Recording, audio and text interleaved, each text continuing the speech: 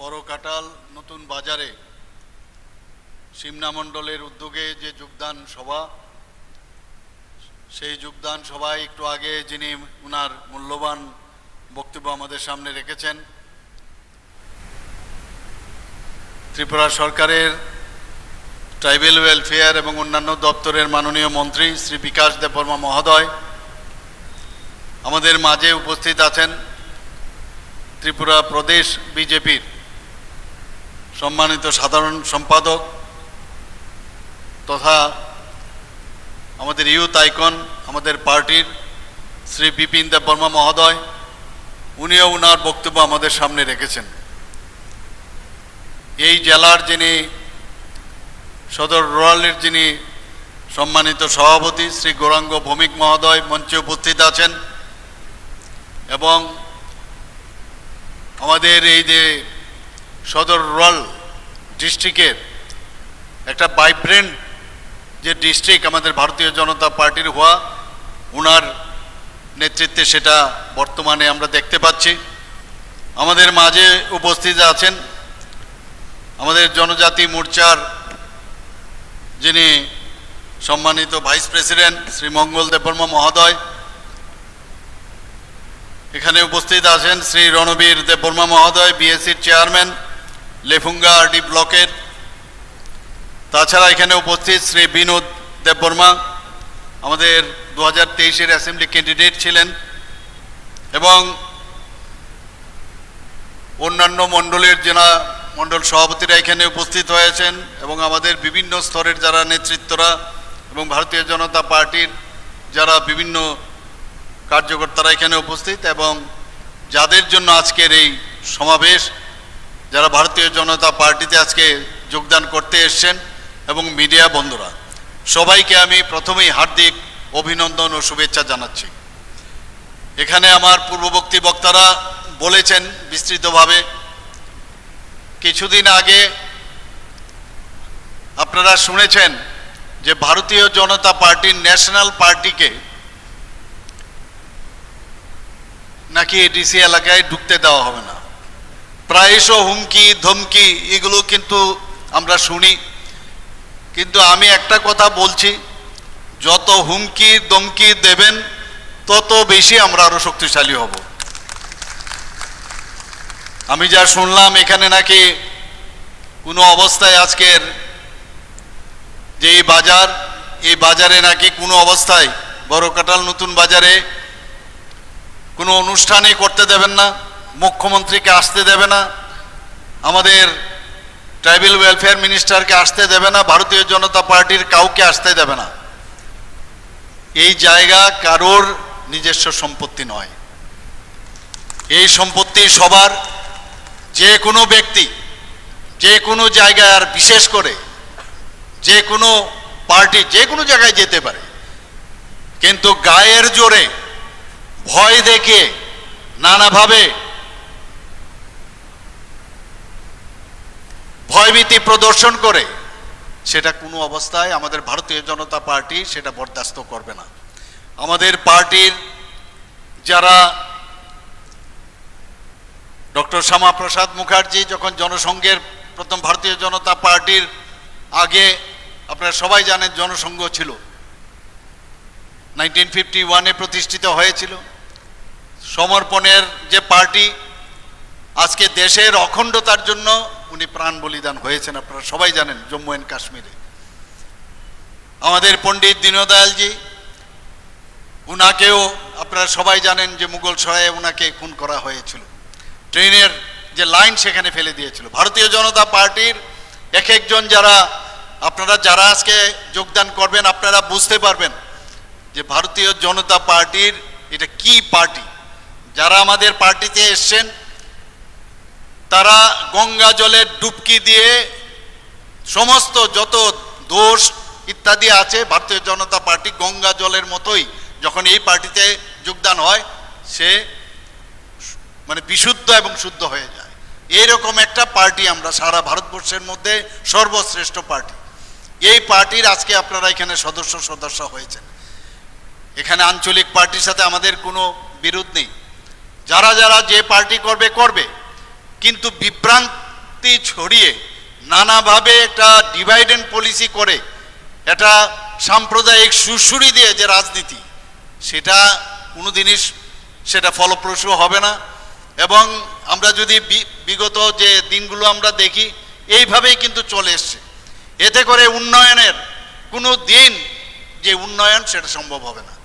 আমি এখনো বলবো যে যারা এই চিন্তা ভাবনায় আছেন বা যারা এই ভুল বুঝিয়ে যাদেরকে অন্যভাবে প্ররোচিত করছে, তারা এখনো ভারতীয় জনতা পার্টির দরজা খোলা আছে। সবাই ভারতীয় জনতা পার্টির মধ্যে যে পার্টি আমাদের যে ফ্ল্যাগ, সেই ফ্ল্যাগের নিচে এসে আপনারা যোগদান করুন। কারণ একমাত্র ভারতীয় জনতা পার্টির যে সরকার, আমার পূর্ববর্তী বক্তা বলেছেন, এখানে আজকে 28টা আমাদের যে এডিসির যে শাসন সংখ্যা, আর আমাদের দেশের যে পূর্ণ রাজ্য যে সংখ্যা সেটা হচ্ছে 28। আস্তে আস্তে করে 20, 21, 22 এভাবে ধীরে ধীরে কিন্তু এগিয়ে যাচ্ছে আজকে ভারতীয় জনতা পার্টির নেতৃত্বাধীন সরকার। সমস্ত ভারত এখন ভারতীয় জনতা পার্টির নেতৃত্বাধীন এনডিএ, কোথাও ভারতীয় জনতা পার্টি নিজে সেইভাবে আস্তে আস্তে করে এই যে গ্রাফ ঊর্ধ্বমুখী, সেটা বুঝতে হবে। এটা কিন্তু এমনিতেই হচ্ছে না, এমনিতেই মানুষ ভারতীয় জনতা পার্টিকে মানুষ আসছে না। আমাদের যিনি আমাদের যশস্বী প্রধানমন্ত্রী নরেন্দ্র মোদীজির কাজকর্ম দেখে তবেই মানুষ আসছে। আজকে কি ছিল নর্থ ইস্টার্ন জোনের অবস্থাটা আপনারা একবার ভাবুন, কি অবস্থাটা ছিল 2014-র পর থেকে। আমরা দেখলাম যে এতগুলো যারা মেইন যে চিন্তাধারা, যে রেল চলার মতো যে রেল লাইন ধরে চলা উচিত, তার থেকে ডেভিয়েট করে বাইরের দিকে চলার উগ্রপন্থার যে চিন্তা ভাবনা নিয়েছিল, সেই নর্থ ইস্টার্ন জোনকে না কেন্দ্র সেইভাবে নজর দিয়েছে, না কোনো পার্টি সেভাবে নজর দিয়েছে আমাদের যশস্বী প্রধানমন্ত্রী নরেন্দ্র মোদীজি এবং আমাদের গৃহমন্ত্রী অমিত শাহজি এবং আমাদের সর্বভারতীয় সভাপতি জেপি নাড্ডাজি। তবে গিয়ে আজকে নর্থ ইস্টার্ন জোনে একটা শান্তি প্রতিষ্ঠিত হয়েছে। আজকে নর্থ ইস্টার্ন জোনে আগে আমরা নিজের রাজ্যেই যে আগরতলা থেকে ধর্মনগরে আমি যেতে পারবো কিনা, ঠিকভাবে পৌঁছতে পারবো কিনা, এরকম একটা অবস্থা ছিল। আগরতলা থেকে সাবরুম আমি যেতে পারবো কিনা, সেই অবস্থা ছিল। উগ্রপন্থার দিকে মানুষ অনেক, বিশেষ করে জনজাতি যারা, অনেকে এর মধ্যে ঢুকে গিয়েছিল। কারণ বুঝতে পারছিল না গার্জিয়ানকে ভুল পথে চলানোর জন্য বহু লোক এখানে আছে, তাদেরকে নিজেদের যে ব্যক্তিগত স্বার্থে তাদেরকে ভুল পথে পরিচালিত করেছে। মাননীয় প্রধানমন্ত্রী যে এসে বলছেন এইভাবে দেশ চলতে পারে না। আজকে নর্থ ইস্টার্ন জোনে 11 থেকে 12-13টার মতো যে অ্যাকর্ড করেছে, সেই অ্যাকর্ডের কারণে আজকে একটা শান্তি প্রতিষ্ঠিত হয়েছে। বন্ধুগণ, এখনো চেষ্টা চলছে ভারতকে কিভাবে কমজোর করা যায়। আমাদের রাজ্যকেও বিভিন্ন রাজ্যের মধ্যেও চেষ্টা করছে কিভাবে কমজোর করা যায়। একদিকে আমরা উন্নয়ন করছি, আর একদিকে এই ধরনের চক্রান্ত করছে। আজকে নর্থ ইস্টার্ন জোনে এখন আপনি যে কোনো জায়গায় আপনি যেতে পারেন। আমরা যদি আগরতলা থেকে ধর্মনগরে যাই, নো প্রবলেম। আজকে কৈলাস শহর থেকে আগরতলা যায়, কোনো সম্ভব নয়। আমাদের সাবরুমে যান, কোনো সমস্যা নেই। এই যে একটা ভাইচারার এখন বিষয় দাঁড়িয়েছে, আমরা ইংরেজিতে যদি বলি ইউনিটি ইন ডাইভার্সিটি, আমরা যদি বলি, সেটা ত্রিপুরাতে আজকে আমরা দেখতে পাচ্ছি। কিন্তু অনেকে সহ্য হচ্ছে না, বদ হজম হয়। ভালো খাবারের কিন্তু বদ হজম হয়। আরে ভালো কাজ করছে, তাড়াতাড়ি কিছু না কিছু করো। মানুষকে ভুল বোঝানোর চেষ্টা করা হচ্ছে। সবকা সাথ সবকা বিকাশ বিশ্বাস, আর তার যে প্রয়াস, সেই চিন্তাধারার পার্টি হচ্ছে ভারতীয় জনতা পার্টি। একটা অদ্ভুত এই পার্টি। এখানে আমার পূর্ববর্তী বক্তা মাননীয় মন্ত্রী বিকাশবাবু বলেছেন যে প্রথমে প্রতিবাদ, আর প্রতিবাদে যদি না হয় তাহলে কি করতে হবে? প্রতিরোধ। প্রতিরোধ যদি না কাজ করে তাহলে প্রতিশোধ। এটা ডক্টর শ্যামাপ্রসাদ মুখার্জির কথা। তো এই যে বিষয়, আমরা প্রতিশোধেও যাচ্ছি না। আমরা বলছি যে এখনো সময় আছে, এখনো সময় আছে কিভাবে ডেভেলপমেন্ট আজকে আমাদের জনজাতি ভাই বোনদের এবং জনজাতি অধ্যুষিত এলাকায় কিভাবে উন্নয়ন করা যায়, তার বিষয়ে আমাদের কাজ করছি। কিন্তু যেভাবে আমরা কাজ করতে যাই, সেখানে ডেভিয়েট করে আমাদের মধ্যেই একটা ঘোলা জলে মাছ ধরার একটা প্রক্রিয়া এখানে চলছে। আমাদের কোনোদিন আপনারা ভাবতে পারেন ত্রিপুরাতে মাননীয় প্রধানমন্ত্রী জি আসার পর এক নাগারে সাতজন আমাদের জনজাতির যারা বিশিষ্ট ব্যক্তিরা তাদেরকে এক নাগারে তাদেরকে পদ্মশ্রী যে উপাধি দিয়ে ভূষিত করেছে। আর কোনোদিন আগে শুনেছেন কখনো? আজকে যে দ্রৌপদী মুর্মু যে একজন জনজাতি গোষ্ঠীর, উনাকে আজকে ভারতবর্ষের যিনি আমাদের সম্মানীয় রাষ্ট্রপতিজি, সেখানে একজন সেই মহিলা এবং জনজাতি গোষ্ঠীর মহিলাকে সেখানে বসিয়েছেন মাননীয় প্রধানমন্ত্রীজি। আরও শুনলে আপনারা সবাই জানেন, কিন্তু এগুলো আপনাদের বলতে হবে। ত্রিপুরা রাজ্যে রাজ্যপাল কোনোদিন বানাবে কোনো জায়গা ভাবা যায় কোনোদিন? এই রাজ পরিবারেরই কৃতি সন্তান জিষ্ণুদেব বর্মা মহোদয়, উনাকে তেলেঙ্গানার মতো একটা বড় রাজ্যের উনাকে রাজ্যপাল বানিয়েছেন। এগুলো আপনারা বলবেন না? আমাদের সরকার আসার পর আজকে বলছে অনেকে অনেক কিছু বলছে, কিন্তু পাওয়ার পরে আরেক কথা বলছে। আমাদের এই সরকার 2018 আসার আগে আপনারা এখন যেসব দাবি দাওয়া করছেন, তখন তো আপনাদের চেহারাও দেখা যায়নি। এখন যেসব দাবি দাওয়া করছেন গণতন্ত্র, তখন এই গণতন্ত্রের ভয়ে কি অবস্থা ছিল, আপনারা তো তখন মানে মুখ শুকিয়ে ঘরের ভিতর বসেছিলেন। আমাদের সরকার আসার পর এখন এই করতে হবে সেই করতে হবে, তখন কোথায় ছিলেন আপনারা? আমাদের সরকার আসার পর আজকে এই রাজ পরিবারের, আজকে আমাদের যিনি ত্রিপুরা রাজ্যের যে আধুনিক ত্রিপুরার রূপকার বলা হয় মহারাজা বীর বিক্রম কিশোর মাণিক্য বাহাদুর, উনার নামে আজকে আমরা এয়ারপোর্ট মাননীয় প্রধানমন্ত্রীজি এসে উৎসর্গ করেছে। আমি ত্রিপুরাতে আমি যখন প্রথম মুখ্যমন্ত্রী হই, এই রাজ পরিবারের আরেকজন ব্যক্তিত্ব সারা পৃথিবীর মধ্যে খ্যাত আমাদের বিশিষ্ট সুরকার এবং গায়ক এস.ডি. বর্মন, উনাকে আমরা এসে আমি নিজে সেটাকে উনার মূর্তি আমরা প্রতিষ্ঠিত করেছি। যদি আপনারা এয়ারপোর্ট থেকে আসেন, সেখানে উনার মূর্তি আমি প্রতিষ্ঠিত করেছি। আমরা সম্মান দিতে জানি। আগরতলার মধ্যে যে কামঞ্চমনির সাথে একটা আইল্যান্ড ছিল, সেটা আমরা ছোটবেলায় একদম ছোট সেখানে দেখেছি যে একটা মাইলের, তখন মাইল ছিল, কিলোমিটার ছিল না, এই মাইল ফলক 0 মাইল ফলক সেখানে ছিল। আমরা তার হাঁটাবাটা করতাম এদিক সেদিক, আস্তে আস্তে দেখলাম সেটা মাটির নিচে চলে গেছে। যখন আমি মুখ্যমন্ত্রী হই, আমি সেটাকে উপরে উঠিয়েছি যে 0 এখান থেকে শুরু হয়, যে ধর্মনগর কত দূর, সাবরুম কত দূর, শান্তির বাজার কত দূর, এখান থেকে অনেকেই জানে না এই বিষয়। সেটাকে আমরা উঠালাম এবং এই আধুনিক যে রূপকার যে মহারাজা বীর বিক্রম কিশোর মাণিক্য বাহাদুর, উনার যে মূর্তি সেখানে আমি প্রতিষ্ঠিত করেছি। এবং ওই যে আইল্যান্ডটা এখন কামান চমনি না, এটা বীর বিক্রম কিশোরের নামে সেখানে চমনি হয়েছে। আমরা সম্মান দিতে জানি একের পরে। আপনারা সবাই জানেন যে সংগ্রামা, আমি উনাদের যে প্রোগ্রামে আমি গিয়েছিলাম, ওনারা দাবি করেছিলেন যে আমাদেরকে আপনারা এইবারের যে ছুটি আপনাদের সরকারি ঘোষণা হয় যে রেস্ট্রিক্টেড হলিডে, সেই রেস্ট্রিক্টেড হলিডেতে তার নাম আপনারা দিতে হবে। আমি আসলাম, এসে ক্যাবিনেটের ডিসিশন নিয়ে আমাদের মাননীয় মন্ত্রী বাহাদুরও ছিলেন, সেখানে আমরা পাশ করে সে সংগ্রামাদের যে ছুটির দিন সেটা আমরা ঘোষণা করেছি। আজকে আমাদের সরকার আসার পর যেখানে আমাদের বীর বিক্রম কিশোর মাণিক্য বাহাদুরের উনার জন্মদিনে আমরা উনার জন্মদিনে ছুটি ঘোষণা করেছি, যাতে আমাদের যে জনজাতি ভাই বোনেরা তারা যাতে আরো ভালো করে, গড়িয়া পূজার 1 দিনের ছুটি ছিল, আমরা 2 দিনের ছুটি আমরা ঘোষণা করেছি বন্ধুগণ। তো একের পর এক আমি যদি বলতে থাকি শেষ করা যাবে না, দেখতে হবে। আর আমরা চাই আমাদের এই যে সরকার এখন চলছে, এই সরকারের সময় ভারত ত্রিপুরা রাজ্যে একটা শান্তির যে একটা পরিবেশ সেটা এখানে প্রতিষ্ঠিত হোক।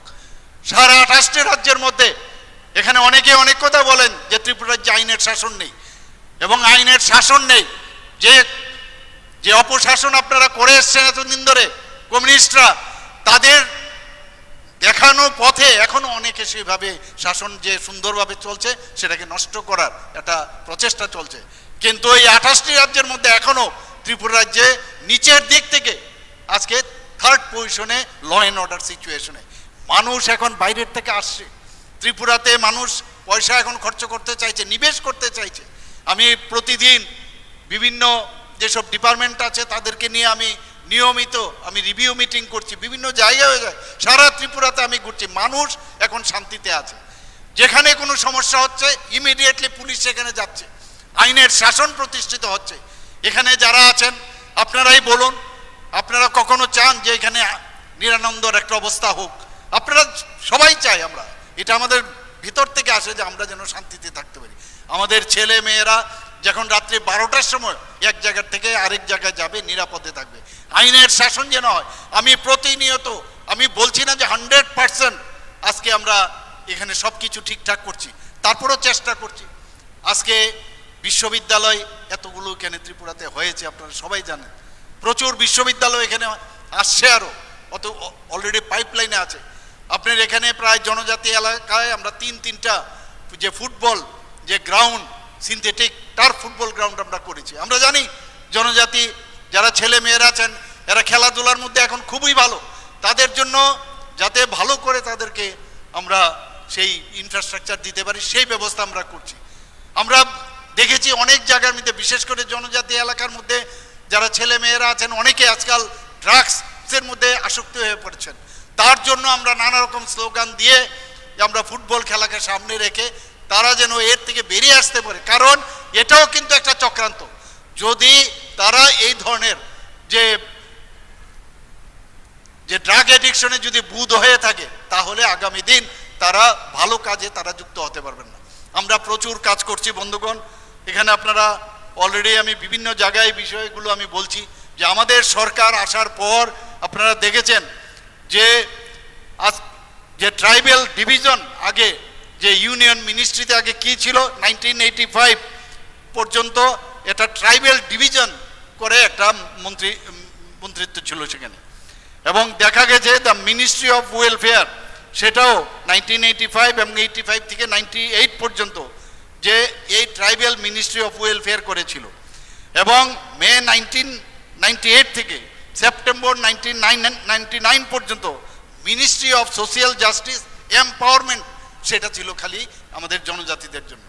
আমরা অটল বিহারী বাজপেয়ীজি যখন আসলেন ভারতীয় জনতা পার্টির এনডিএ সরকারের প্রধানমন্ত্রী, উনি এসে 1990 এসে প্রথম উনি আলাদা করে আমাদের জনজাতিদের জন্য সেখানে মিনিস্ট্রি আলাদা করেছেন। আজকে মাননীয় প্রধানমন্ত্রীজি আসার পর আপনারা দেখেছেন ডোনার মিনিস্ট্রি, পুরো নর্থ ইস্টার্ন জোনের মধ্যে আলাদা করে একটা ডোনার মিনিস্ট্রি করেছে। প্রচুর ফান্ড আমাদের এখানে আসছে। আজকে মেডিকেল কলেজ বলুন, বিভিন্ন ইনফ্রাস্ট্রাকচার বলুন, সমস্ত জায়গার মধ্যে আমাদেরকে ফান্ড দিচ্ছেন। রাস্তাঘাট আমাদের 6টা ন্যাশনাল হাইওয়ে হয়েছে এখানে ত্রিপুরাতে, বেশিরভাগ ন্যাশনাল হাইওয়ে জনজাতি অধ্যুষিত এলাকা দিয়ে যাচ্ছে। তো সেখানে যে যখনই জায়গা নিতে হয় আপনারা সবাই যাচ্ছেন, একুইজিশনের পয়সা জনজাতিদের মধ্যেই যাচ্ছে, সেখানে ডেভেলপমেন্ট হচ্ছে এক জায়গার থেকে আরেক জায়গায়। আগে কি অবস্থাটা ছিল এখানে, আজকে ইন্টারনেট মাননীয় প্রধানমন্ত্রী যে আমাদের দিয়েছেন, এবং আমরা রেলওয়ে ভাবা যায় না কোনো যে রেলওয়ে আমাদের এখানে ত্রিপুরাতে আসবেন। হীরা মডেল যাকে বলে মাননীয় প্রধানমন্ত্রী যে আমাদের দিয়েছেন, একের পর এক ডেভেলপমেন্ট আমাদের এখানে হয়েছে। বন্ধুগণ, প্রধানমন্ত্রী জনজাতি আদিবাসী নয়া মহা অভিযান পিএম জনমন, সেখানে কি যে যারা ভালনারেবল গ্রুপ, যারা পিভিটিএস, তাদের জন্য যাদের সম্পর্কে এতদিন ধরে কেউ ভাবেনি, কেন্দ্রীয় সরকারের আগেও আমরা দেখেছি কেউ যারা ভাবেনি, এ পিএম জনমনে প্রচুর ফান্ড আমাদের দিয়েছেন। সেই ফান্ড অনুযায়ী আমাদের জনজাতি অধ্যুষিত এলাকায় যাতে ওনাদের বিভিন্ন সেখানে রাস্তাঘাট থেকে আরম্ভ করে সেখানে ঘর বাড়ি ইলেকট্রিসিটি সব ব্যবস্থা যেন হয়, সেই সব শুধু সমস্ত জনজাতিদের তো করছেনই, এই যে গ্রুপ যাদের সম্পর্কে কেউ চিন্তা করেনি সেটাও ওনাদের করেছেন। বনধন বিকাশ কেন্দ্র এটার মধ্যে এপিএম জনমনের মধ্যে আছে, যাতে নিজেদের যে প্রোডাক্ট, যে পাহাড় এবং যেখানে আমাদের বিভিন্ন যেসব জনজাতিদের যে প্রোডাক্টগুলো আছে প্রপার ওয়েতে সেটাকে ভ্যালুয়েট করে যেন বিক্রি করা যায় তার ব্যবস্থা করা হয়েছে।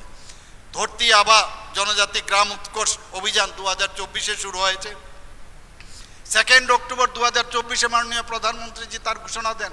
2 অক্টোবর আমাদের জাতির পিতা মহাত্মা গান্ধীজির জন্মদিনে উনি সেটা ঘোষণা দেন, এবং এতে করে আমরা দেখেছি যে সমস্ত জায়গার মধ্যে যে আমাদের যে 17টা ডিপার্টমেন্ট আছে ইউনিয়ন গভর্নমেন্টের, সমস্ত ডিপার্টমেন্টকে তার সাথে যুক্ত করেছে বন্ধুগণ, এবং যাতে করে এই ইনফ্রাস্ট্রাকচারগুলো এবং জনজাতিদের যে মৌলিক যে সমস্যাগুলো আছে সেগুলো যাতে হেলথই হোক, আপনার এডুকেশনই হোক, সব বিষয়ে যেন কাজ করতে পারে, সেই ধরতি আভা জনজাতি গ্রাম উৎকর্ষ অভিযানে সেটা কাজ করেছে। প্রধানমন্ত্রী আদর্শ গ্রাম যোজনা, সেটাও মাননীয় প্রধানমন্ত্রীজি সেটা ঘোষণা করেছেন। এবং সব জায়গার মধ্যেই এই যে ঘোষণা শুধু না, সেইগুলো যাতে প্রপারলি কাজ হয়েছে কিনা তারও কিন্তু উনি তদারকি প্রায়ই করেন। প্রধানমন্ত্রী বনধন কল্যাণ যোজনা অক্টোবরের 28 2014-তে সেটা ঘোষণা করা হয়েছিল। ট্রাইবাল যারা আছেন তাদের যে কালচার সেগুলো যাতে এবং তার যে হেরিটেজ এবং সেগুলো যাতে সংরক্ষণ করা যায়, pre matric scholarship, post matric scholarship সেগুলো যাতে সংরক্ষণ করা যায় এবং সেগুলো যাতে বাড়ানো যায়, তার জন্য এই প্রকল্পগুলো করেছে। বন্ধুগণ, আমি আপনাদের অবগতির জন্য জানাচ্ছি, কিছুদিন আগে আমরা যখন কুমলুঙে এবার জনজাতীয় গৌরব দিবসে আমরা যখন সেখানে প্রোগ্রাম করি এবং সেই প্রোগ্রামে এত লোক হয়েছে সারা বিশ্বে, শুধু পৃথিবীর ভারতবর্ষে না সারা পৃথিবীর মধ্যে এত বড় প্রোগ্রাম, আমাদের যারা ছেলে মেয়েরা আছেন এত সুন্দরভাবে প্রায় 1000 ছেলে মেয়েরা সেখানে নৃত্য পরিবেশন করেছেন, গান বাজনা পরিবেশন করেছেন। আমি যখন দিল্লিতে এবার যাই সবাই এসে আমাকে হাত মিলিয়েছেন, কি করে সেটা সম্ভব? এই যে এত বড় একটা প্রোগ্রাম আমরা করলাম আপনাদের সাহায্যে, তার জন্য আজকে কিন্তু ত্রিপুরা একটা বিশেষ একটা স্থানে আজকে সারা ভারতবর্ষের মধ্যে সেই স্থানটা পেয়েছে। কিন্তু আমরা সেই স্থানটা পেলে কি হবে, অনেকের সেটা হজম হচ্ছে না। এর জন্য এইরকমভাবে নানাভাবে চেষ্টা করছে যে কি করে আমাদের যে বিভিন্ন যেসব এখানে জনজাতি গোষ্ঠীর যারা এখানে ভারতীয় জনতা পার্টিতে যোগদান করছেন, কিভাবে তাকে বন্ধ করা যায়, কিভাবে তাকে রোকা যায়, তার চিন্তা ভাবনা এখানে করছে। বন্ধুগণ, সেখানে আমি কয়েকটা ঘোষণা দিয়েছিলাম যে 34,000 ছাত্রছাত্রী যারা আছেন সেখানে ছাত্রাবাসে বৃত্তি আমরা দিচ্ছি সেখানে, এবং সেখানে আরও 2700 আসন সেখানে আরও বৃদ্ধি করেছি। বন্ধুগণ, সেখানে 80 টাকা, আজকেও আমার কাছে ফিনান্স মিনিস্টার এসেছিলেন, বলে আপনি তো ঘোষণা দিয়ে দিয়েছেন কিন্তু আমাদের তো এখন চিন্তা ভাবনা করতে হবে। আমি বললাম ঘোষণা হয়েছে, সেটা হয়ে গেছে, বাস আর কিচ্ছু না। তো সেটা 80 টাকার থেকে বৃদ্ধি করে আমরা সেটা 100 টাকা করেছি এবং তার যে এফেক্ট আমাদের 1 ডিসেম্বর 2025 থেকে সেটা হবে। বন্ধুগণ, শুধু তাই নয়, যে এই যে চলতি আর্থিক বছর তাতে করে 8,11,00,000 টাকা সেখানে দিতে হবে এবং পরবর্তী যে আর্থিক বছর সেখানে 23,65,00,000 টাকা ব্যয় হবে। এই যে 20 টাকা করে আমরা বাড়ালাম সেটা। বন্ধুগণ, আগরতলা অভয়নগর কলেজে যারা পড়াশোনা সেখানে করছে বা করবে আগামী দিনে 100 শয্যা বিশিষ্ট একটি বয়েজ হোস্টেল সেখানে নির্মাণ করা হবে। আমি সেখানে সেটা ঘোষণা দিয়েছিলাম, সেটাও প্রায় 6 কোটি টাকার মতো খরচ করা হবে। ক্রীড়া দক্ষতা ও খেলোয়াড়ি মনোভাবের বিকাশের জন্য আগে শুধু সরকারি হোস্টেলগুলোতে বিভিন্নভাবে আমরা হেল্প করতাম।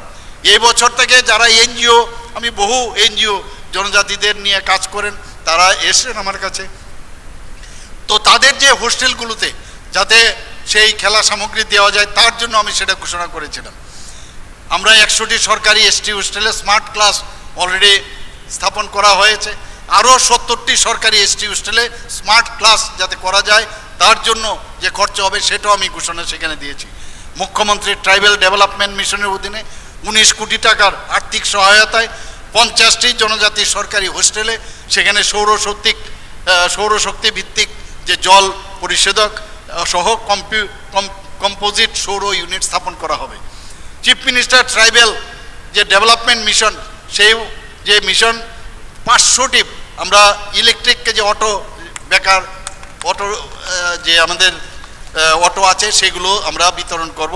এর জন্য 20 কোটি টাকা সেখানে রাখা হয়েছে। বন্ধুগণ, তাছাড়া রেজিস্ট্রেশন, ইন্স্যুরেন্স ইত্যাদির জন্য আমাদের সরকারই সেটা দেবে এবং তাদেরকে প্রপারলি যাতে ড্রাইভিং করতে পারে সেই ব্যবস্থা আমরা করব, সেই ঘোষণাটা আমি দিয়েছি। চিফ মিনিস্টার ট্রাইবাল ডেভেলপমেন্টের অধীনে 30,000 জন জনজাতি মহিলাকে এখন পর্যন্ত আমরা যারা তাঁতি আছেন, মহিলা তাঁতি, তাদেরকে সুতা বিতরণ আমরা করেছি, আরও বিতরণ করা হবে, যার জন্য যে টাকা ব্যয় হবে। আমরা বন্ধুগণ, একের পর এক আমরা চাইছি যে এই জনজাতিদের, উনি ঠিকই বলেছেন, আমাদের যে ট্রাইবাল ওয়েলফেয়ার মিনিস্টার বলছেন, উনাকে প্রায় আমি বলি জনজাতিদের জন্য তোমার যা যা খুশি তুমি আমার কাছে নিয়ে এসো, আমি দেখব যা ওদের উন্নয়নের জন্য যা যা লাগবে। বিভিন্ন অধ্যুষিত এলাকায় মাননীয় প্রধানমন্ত্রীজি তো করছেনই, কিন্তু আমরাও সেইভাবে আমরা কাজ করব। বন্ধুগণ, অনেকে অনেক কথা বলেন কিন্তু ডাটা নিয়ে কিন্তু কেউ কথা বলেন না যে 2024 এবং 25 সালে যে রিভাইজড এস্টিমেট বাজেট হয়েছে 30,000 কোটি 296 লক্ষ টাকা রাখা হয়েছিল। সেখানে আমরা যদি বেতন ভাতা এবং পেনশন এবং লোন সেগুলো যদি বাদ দেই তাহলে 17,014 কোটি টাকা থাকে। সেই জায়গার মধ্যে দাঁড়িয়ে আমরা যে জনজাতি অধ্যুষিত এলাকার উন্নয়নের জন্য প্রায় 6,645 লক্ষ কোটি টাকা আমরা খরচ করেছি, অর্থাৎ শতাংশের হিসাব যদি দেখা যায় 39.06% আমরা খরচ করেছি।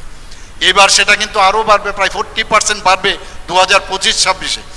তো বাজেটের হিসাব ছাড়াও আমরা বিভিন্নভাবে RIDF-ই হোক, আমরা সেখানে ইন্দো জার্মান যে ইনফ্রাস্ট্রাকচার ডেভেলপমেন্টের সেখান থেকেও আমরা জনজাতিদের জন্য খালি আমরা সেই টাকা আমরা নিচ্ছি। শুধু তাই নয়, আমরা ওয়ার্ল্ড ব্যাংক থেকে 1400 প্রায় 1,400 কোটি টাকা আমরা নিয়েছি ট্রেসপের মাধ্যমে।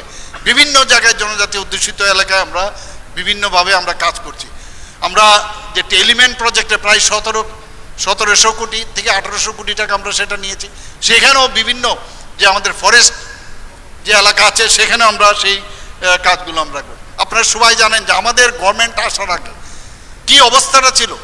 এই যে রিয়াং যারা শরণার্থীরা এখানে এসেছেন, আমাদের সরকার আসার পর এই রিয়াং জনজাতিদের তাদেরকে পুনর্বাসনের ব্যবস্থা করে। এগুলো তো আপনাদের বুঝতে হবে, খালি মুখে বললে হবে না, আমরা কাজ করে দেখাচ্ছি। সেইগুলো নিয়ে সবসময় আপনারা কথা বলুন কি না করছে। 12টা জায়গার মধ্যে আমরা এখন তাদেরকে সেখানে ওদের সেটেলমেন্টের ব্যবস্থা করেছি। প্রায় সেখানে 800 কোটি টাকা সেন্ট্রাল গভর্নমেন্ট থেকে আমরা পেয়েছি। প্লাস আমাদের সরকার রাস্তাঘাট সেখানে পড়াশোনার সুবিধার থেকে আরম্ভ করে ইলেকট্রিসিটি সব আমরা সেখানে ভেবে দিচ্ছি। এগুলো তো আগে কেউ কোনো দিন করেনি। আমাদের ত্রিপুরা সরকার আসার পর আপনারা দেখেছেন মাননীয় প্রধানমন্ত্রীজির যে আমাদের উপর যে আশীর্বাদ উনি আমাদের রেখেছেন, তার উপর ভিত্তি করে আমাদের হোম মিনিস্টার সাহেব এবং আমি নিজেও সেখানে গিয়েছিলাম। আমাদের এখানে যে ATTF এবং NLFT এদেরকে সাথে আমাদের সমঝোতা হয়, সেই সমঝোতার তারাও কিন্তু অস্ত্র সমর্পণ করেছেন। একের পর এক শান্তির জন্য আমরা তৈরি করি না। CPM-এর সময় উগ্রপন্থী তৈরি করেছিল, আর আমাদের সময় সেই উগ্রপন্থীদের মেইন লাইনে আমরা নিয়ে এসেছি। সেটাই হচ্ছে ব্যতিক্রম অন্যান্য পার্টির তুলনায়। বন্ধুগণ, আমরা উচ্ছৃঙ্খলতা চাই না, কিন্তু যারা উচ্ছৃঙ্খলতার মাধ্যমে গায়ের জুড়ে কোনো কাজ করবে, আমাদের কণ্ঠরোধ করার চেষ্টা করবে, আমাদের মানে সাধারণ মানুষের কণ্ঠরোধ করবে, তাদেরকে কোনো অবস্থায় ছেড়ে আমরা কথা বলবো না। বন্ধুগণ, আমি আর বিশেষ কিছু বলছি না। আজকে যারা এখানে ভারতীয় জনতা পার্টির পতাকা তোলে যোগদান করতে এসছেন তাদেরকে আমি একটা কথাই বলবো, সঠিক সময়ে সঠিক সিদ্ধান্ত আপনারা নিয়েছেন। আপনারা আসার পরে ভারতীয় জনতা পার্টির শক্তি আরও বেশি বৃদ্ধি পাবে, এবং আপনারা শুধু শক্তি বৃদ্ধি হবে না, আপনাদের দেখে আমি সমস্ত জনজাতি ভাই বোনদের উদ্দেশ্যে আমি একটা কথাই বলবো, এখনো সময় আছে। আমাদের রাজ্যকে আমাদের যিনি জেনারেল সেক্রেটারি আমাদের বিপিনবাবু অলরেডি বলেছেন যে এ নিউ ইন্ডিয়া হ্যাঁ, ये न्यू त्रिपुरा है। तो এর জন্য নিউ ত্রিপুরা, নিউ ইন্ডিয়া, এক ভারত শ্রেষ্ঠ ভারত, এক ত্রিপুরা শ্রেষ্ঠ ত্রিপুরা যদি তৈরি করতে হয় আপনারা তাড়াতাড়ি আসুন, এসে ভারতীয় জনতা পার্টিতে যোগদান করুন। তবেই আমরা এই যে আমাদের ইচ্ছা, মাননীয় প্রধানমন্ত্রীর যে ইচ্ছা, সেটা সম্ভব হবে। সবাইকে আমি আবার অসম্ভব ধন্যবাদ দিয়ে আমি আমার বক্তব্য শেষ করছি। আম্বাই।